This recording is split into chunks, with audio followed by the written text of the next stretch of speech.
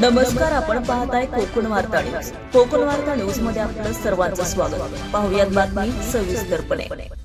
कामथे उपजिल्हा रुग्णालयातील वैद्यकीय अधिकारी डॉक्टर कांचन शिरीष मदार यांना लाच प्रकरणात आरोग्य विभागाने निलंबित केलंय.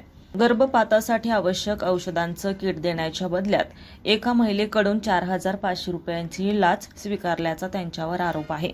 लाचलुचपत प्रतिबंधक विभागाने एसीबी या प्रकरणी कारवाई केल्यानंतर प्रशासकीय पातळीवर निलंबनाचा निर्णय घेण्यात आला. डॉक्टर मदार या वर्ग 2 अ गटातील वैद्यकीय अधिकारी आहेत. एसीबीच्या कारवाईनंतर जिल्हा रुग्णालय प्रशासनाने त्यांच्या निलंबनाचा प्रस्ताव आरोग्य उपसंचालनाकडे पाठवला होता. या प्रस्तावावर विचार करून अखेर त्यांच्या निलंबनाचे आदेश जारी करण्यात आले. लाचलुचपत प्रतिबंधक विभागाने 3 जून रोजी सायंकाळी कामथे उपजिल्हा रुग्णालय परिसरात सापळा रचून कारवाई केली होती.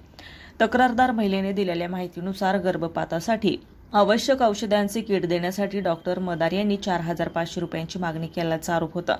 तक्रारीची पडताळणी केल्यानंतर एसीबीच्या पथकाने सापळा रचला.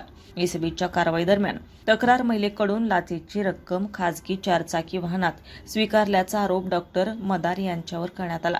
त्यानंतर एसीबीच्या पथकाने पंचासमक्ष त्यांना ताब्यात घेतला आणि कारवाईमुळे जिल्ह्याच्या आरोग्य विभागात खळबळ उडाली.